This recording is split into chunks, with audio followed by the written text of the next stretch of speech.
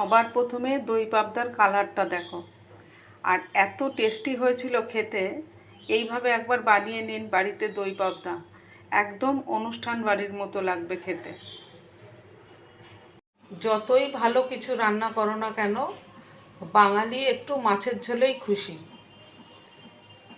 মাছের ঝোল মানে একদম শান্তি করে তৃপ্তি করে খাওয়া। পাবদা মাছগুলো দেখো নুন হলুদ মাখিয়ে রাখা আছে প্রায় আধ ঘন্টা আগে।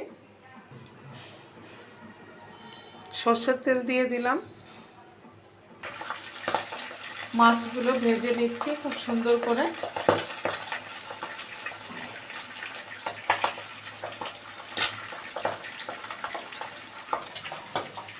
মাছগুলোকে হালকা করে ভেজেছি, খুব কড়া করে ভাজিনি।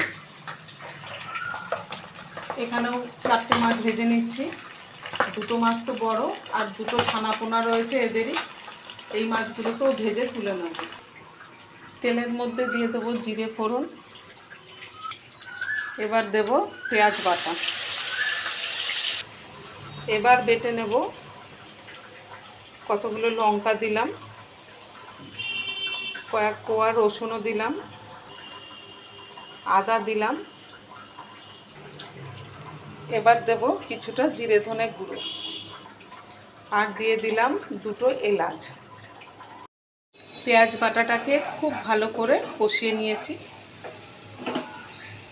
আর মশলাটাকে বেটে নিলাম। আদা রসুনের পেস্টটা লঙ্কা দেয়া ছিল যেটাতে। এবার সমস্ত উপকরণ দিয়ে খুব ভালো করে কষিয়ে নেব। একটু নুন হলুদ আর টমেটো দিয়ে দিলাম, একই সাথে কষিয়ে নেব। দইটা আমি ঘরে পেতেছিলাম। দই পাবদা করতে দইয়ের ভাগটা একটু বেশি দিতে হবে। এবার এই দইটাকে খুব ভালোভাবে ফেটিয়ে নেব। আমি রান্নাটা খুব কম উপকরণ দিয়ে খুব সহজভাবে রান্না করার চেষ্টা করি, আর তেল মশলাটাও কম দেওয়ারই চেষ্টা করি। যেই কারণে আমাকে অনেক বন্ধুরা জানায় আমার রান্না তাদের খুব ভালো লাগে। তো তাদের জন্য আমার অনেক ধন্যবাদ, অনেক ভালোবাসা। মশলা থেকে যে কাঁচা গন্ধটা বেরোচ্ছিল সেটা অনেকটাই চলে গেছে। এবার ফেটিয়ে রাখা টক দইটা দিয়ে দেবো। সামান্য কয়েক দানা চিনি দিয়ে দিলাম যাতে টেস্টটা ভালো আসে। মশলা থেকে প্রচুর পরিমাণে তেল ছেড়ে দিয়েছে, বোঝাই যাচ্ছে মশলাটা কষানো হয়ে গেছে, আর খুব সুন্দর একটা স্মেলও বেরোচ্ছে।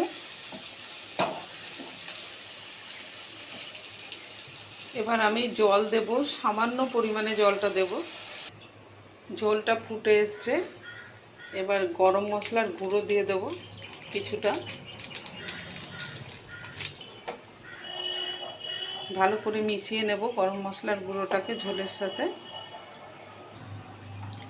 এবার একে একে ভেজে রাখা সব মাছগুলো দেব।